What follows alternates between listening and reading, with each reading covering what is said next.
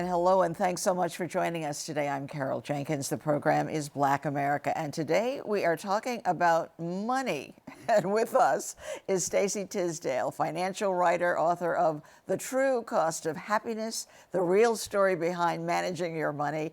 And she created an award-winning program for children and money management called Winning Ways, and has an exciting new initiative centered around Black women and their money. So much to talk about today. Thank you so much. A lot to talk about. For being with us today. That whole idea of Black women and their money is a crucial, important subject to tackle, and you are doing it in many, many ways.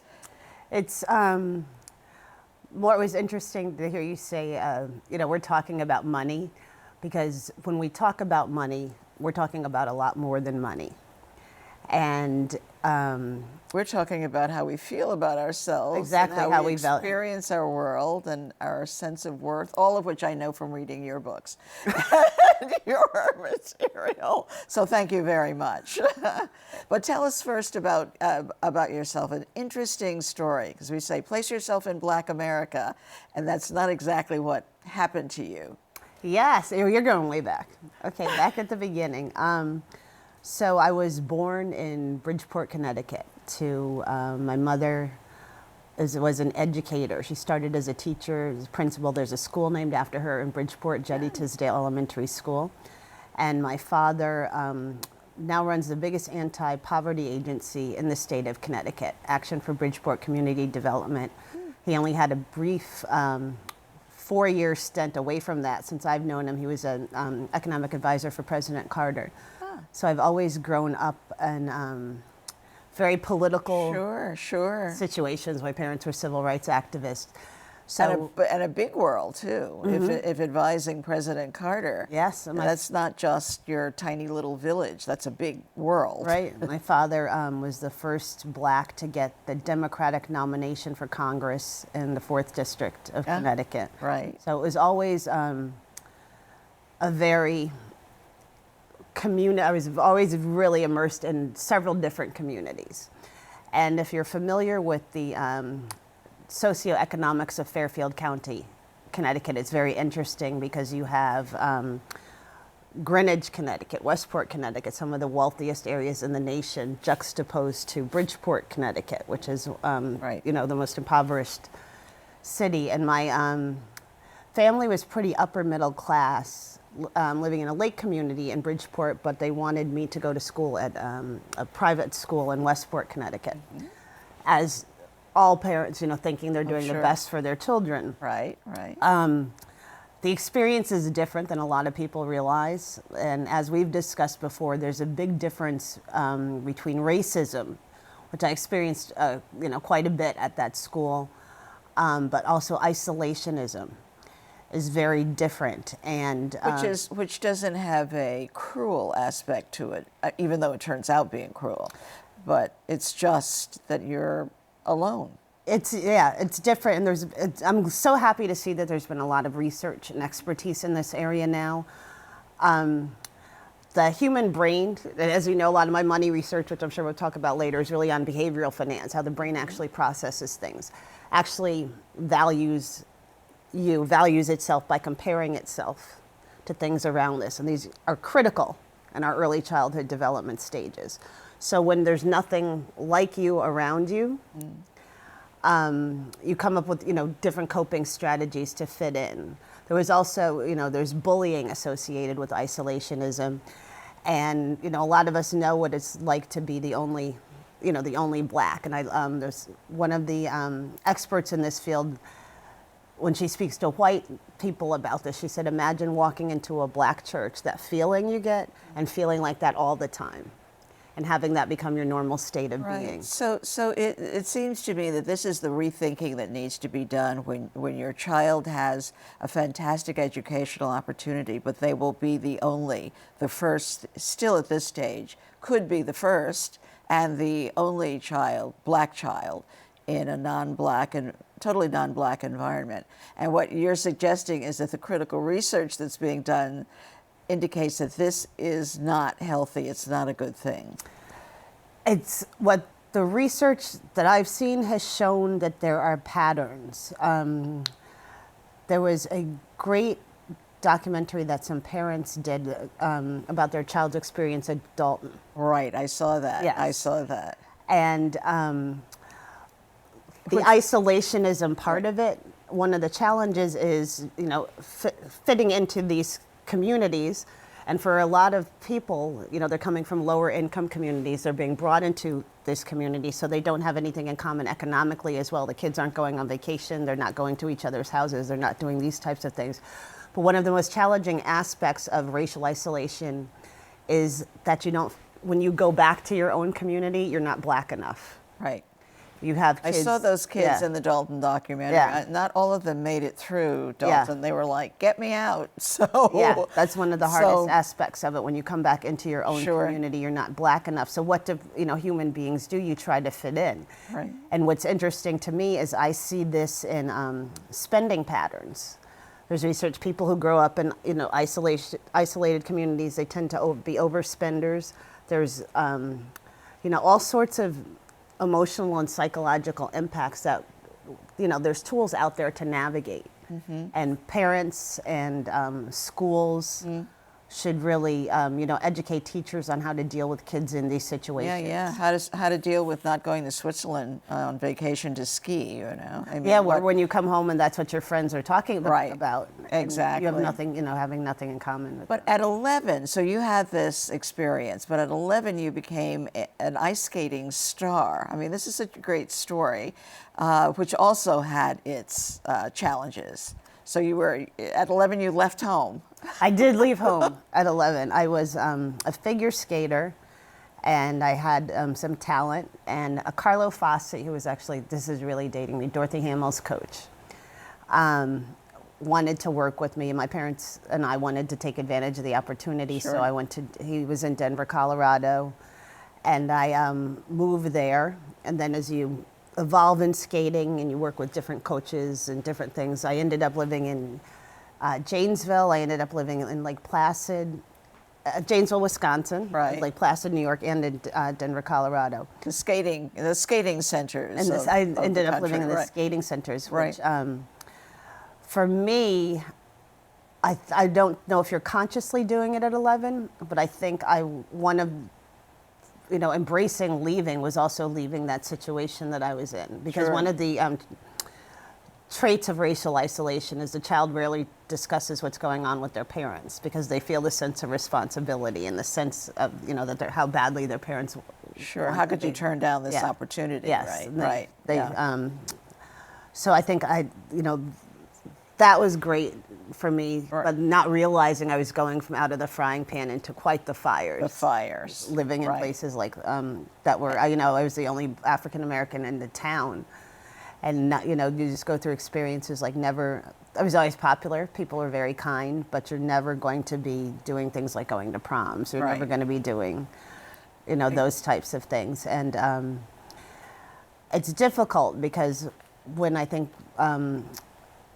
with athletes, Sure. Artists, when, you have to start nurturing that talent so young that I see from my work in finance what a huge impact those early conditioning have on your behavior. Right. So that's something that all families need to consider, closely, that they're not the ones who are their child's first line of fire, first line of teaching. Right. So it's just it was a wonderful.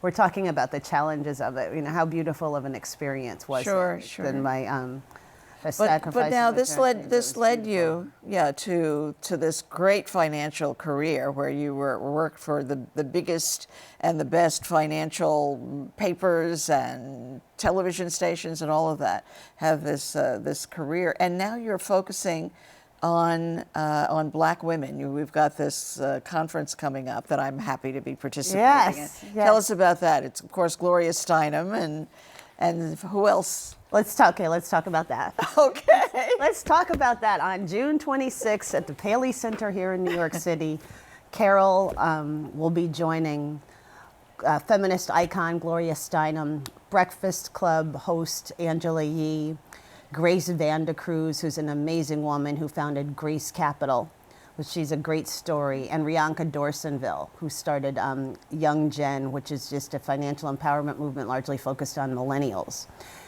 And I'm a little afraid because you say that we're going to have an audience of 11 million people. Yes. So yes, Stacey says, of course, 11 million. We're doing this in media partnership with Grio. Excellent. Grio.com. Everyone can follow this on. Yeah. So if you're watching this at a different date, you'll see this taped, and you'll also see that taped. So you can access that as well. Yeah. So we're not, dating anything here. But I think that the title is so interesting to me because it's Black women, feminism, and empowerment, and you're talking about money. So Black women and feminism is sometimes not, two words that you see next to each other, although we both know we're both feminists, so we understand that. But what's the purpose, the idea of it? This, excuse me, the idea came about because Gloria Steinem and I were together about a year and a half ago, and we were going to an event. And I was a senior editor at a Black media company. And I'm like, well, what should I talk to you about? I'm sitting, what? We're sitting here, what can we talk about? So we got on the topic of Black women and feminism. And Gloria is so associated with the feminist movement, but she was, Black women started the feminist movement. She's like, I was there, she worked for Angela Davis. She worked, with all of these wonderful women at the very beginning, and it's really an untold story about the role that Black women played in the feminist movement. And if you go back, Madam C.J. Walker, you go back into your own family's history, and you see what a role Black women played. But the purpose of this event is to kind of change the internal and external dialogue around Black women and women in general, particularly for me, because I'm a financial expert, through their financial lens. Right. And what the situation that we have here is, we know when we talk about Black wealth that we always talk about bottom end of the gap. Black women talk about pay gap. Black women are at the lowest end of the pay gap, earning 68 cents for every dollar that men make. All of these types of things. But in reality, Black women are the fastest growing group of entrepreneurs in the United States. The numbers of businesses created by African American women is up 300%. I'm sure we're going to talk about the financial history of Blacks, but the headlines are, Black households in the United States earning $75,000 or more, or $200,000 or more, are the fastest growing income groups.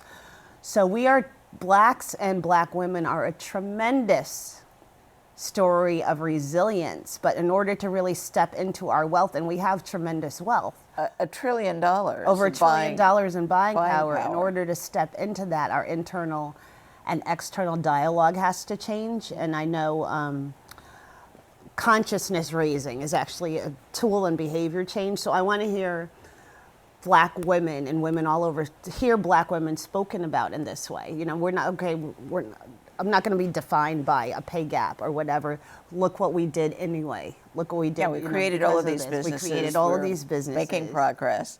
So we need to change the internal dynamic. One of the things that I've always loved about your work is your work with children. And I want to show a clip of you with Winning Plays talking to some high school and college kids. And let's take a look at that clip, and we'll talk on the other side. Thanks.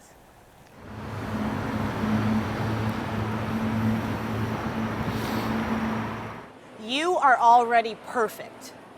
If you don't believe this, it is due to a poverty of your understanding. Get rid of that understanding and you will become rich. That's what I would love to teach to people, that we are already perfect. Everything that you want to accomplish in your life, all your dreams, all your goals, you are already built to do that. I've been a financial journalist for 20 years, and that's given me a very unique vantage point to see how people relate to money. I became very frustrated watching how much people struggle with money. Winning Plays is a financial education program targeted for high school and college students. It really has them examine the fact that how they feel about themselves is going to have a lot to do with how they feel about money. college kids. But what if I don't pull my grades up for a scholarship? Graduation around the corner, what will my life be? It's a wonderful program. The part that I like the most is the fact that before we even tackle the financial literacy part, students are attuned to what's important as far as their goals, as far as decisions, good financial decisions, bad financial decisions, and how to change those decisions. This class helped me a lot because in the long run, I think I would have more money. Because right now, when I didn't have personal finance class, when I had money, I would just go buy shoes and clothes and just buy stuff. But now, like, I took the class, I learned more about how to save money and how to think about the long run. So there we have it, and I think that people of any age need that kind of reworking so that they understand what they're doing when they spend their money. They need to, it really comes down, we need to understand how we work a little bit. And our behavior is really the result of conditioning. And how this came about for me is, you know, I've had whatever, I think at some point we realized that we're not of our own creation, and whatever message was meant to come through me took me on this journey that put me at these amazing news organizations. My career started out on Wall Street, and when I realized I wanted to do something different, I knew finance, I loved writing, and I literally picked up the Wall Street Journal and called them, and they bought that story, and I started at one of their newswire services. And then I moved into television, Wall Street Journal TV, which eventually became CNBC. So I worked at Wall Street Journal, then I went to CBS, then I went to CNN, Today Show. So you were all these different places, and what that did was give me a unique vantage point to see how people relate to money, and I got very saddened, disheartened by what I saw, because it was why saddened? What about people relating? We know that they love rich people, you know, I mean, and they respond to wealthy people more positively than poor people. Is that the kind of sadness or just what people were doing with their money? Not at all. Money is we call money a leading cause of financial stress. We call money a leading cause of divorce. We blame a lot of bad behavior on money. Right. And what I could see was that, wealthy people have just as much Stress. Anxiety over money. We all have the same emotions, just different storylines to get us there. So I remember I was literally on the floor of the stock exchange for CNN one day, and my first report was, here's 5 tips to help you get out of credit card debt. And my next report was the average American family has $9,000 in credit card debt. And I'm like, what is it about money that we just can't get it right? So I went on I had no idea it was going to be a 6-year research project into what drives financial behavior. And the problem became very clear, is that when we have trouble with money, we go straight to the numbers. I have to save more, earn more, invest more. But the real causes of our financial experience have got nothing to do with numbers at all. It's much more a function of conditioning. The way we saw money handled or not, discussed or not when we were growing up, that's when our little grooves are set in our brain. That's how we think we manage money. The messages society gives us about gender. Men are told from day one that it's their job to provide and protect.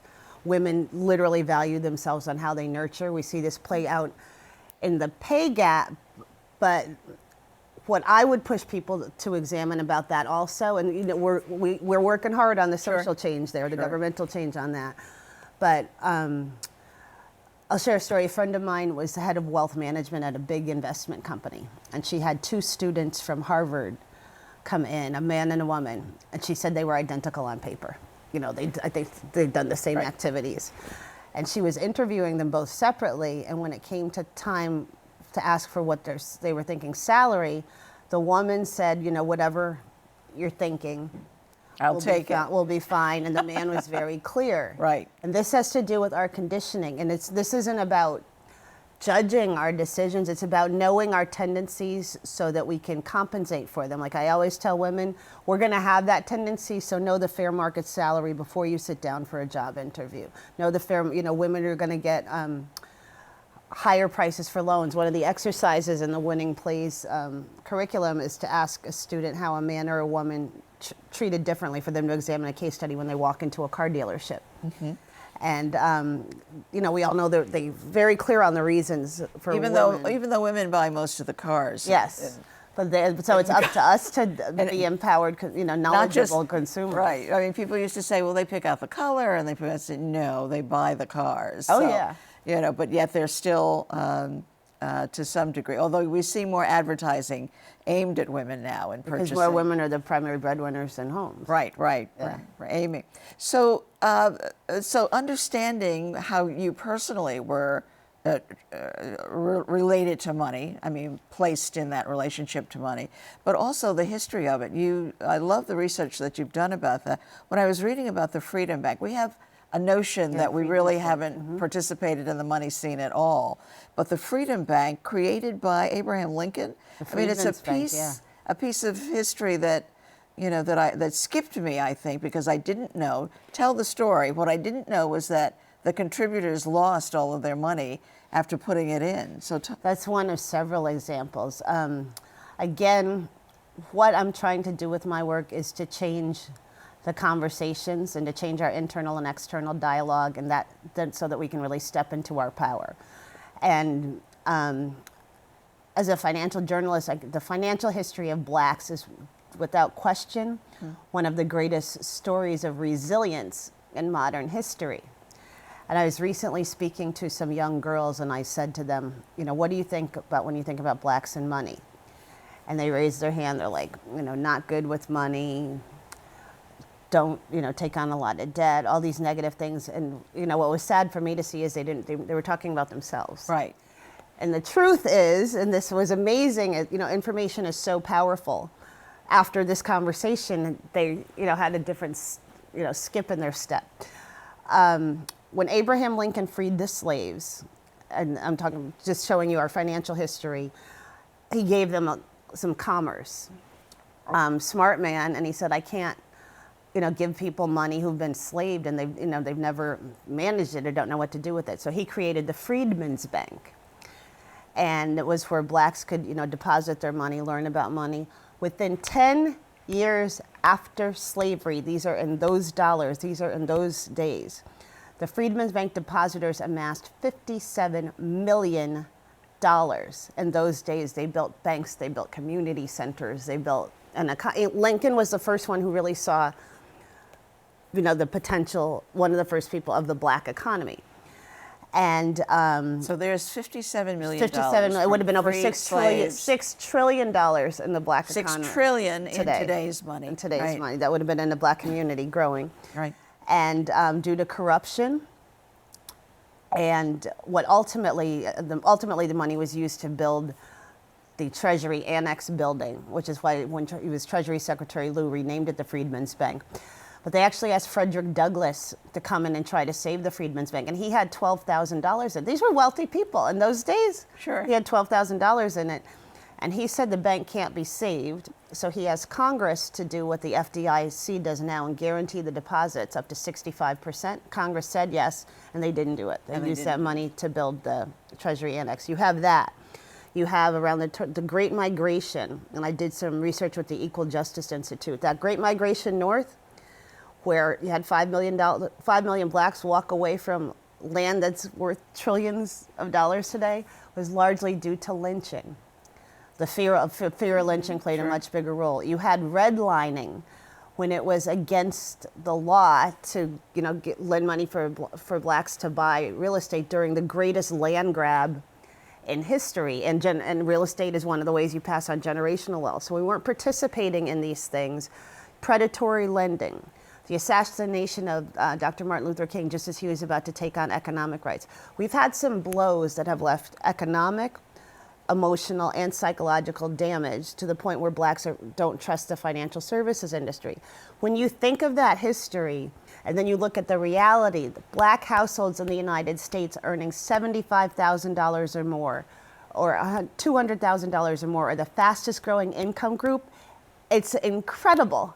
Black women, fastest growing entrepreneurs, despite all of those challenges. So people can learn something from us. We have over $1 trillion worth of buying power, meaning if we were our own country, we would be the 15th wealthiest country in the world. So how do we step into our power and empower ourselves? The resources are there, and what I've seen is the mindset really has to change, and that's what I'm committed to. So what's the first step about changing our minds about money?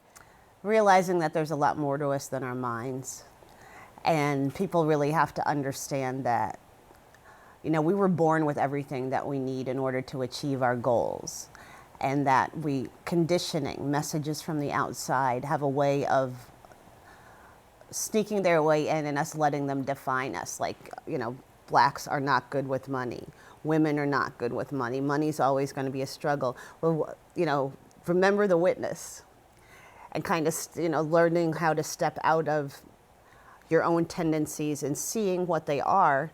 Not so that, you know, we don't want to get into our, you know, I saw money handled like this as a child. We don't want to get into, you know, our drama, but you want to know when you're triggered, so when you need to tell yourself a different message. And for blacks, every time we get into that negative thinking, really taking a look what our ancestors have done. We're just a few generations from slavery, and we've amassed over $1 trillion in wealth. That is fantastic. At the close of each program, we ask our guests to finish the statement, "The power or the strength of Black America lies in." How would you finish that?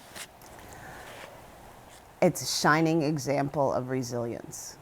Of resilience. And you think that we can recover from this, from the multiple setbacks we've had in using this pot of money that we have available to us? I think we have to step out of recovery mode and turn around and say, look at what I've done. I'm at the table. What can we do together? Well, Stacey Tisdale, thank you so much for being with us and encouraging us and doing the research and sharing it with us.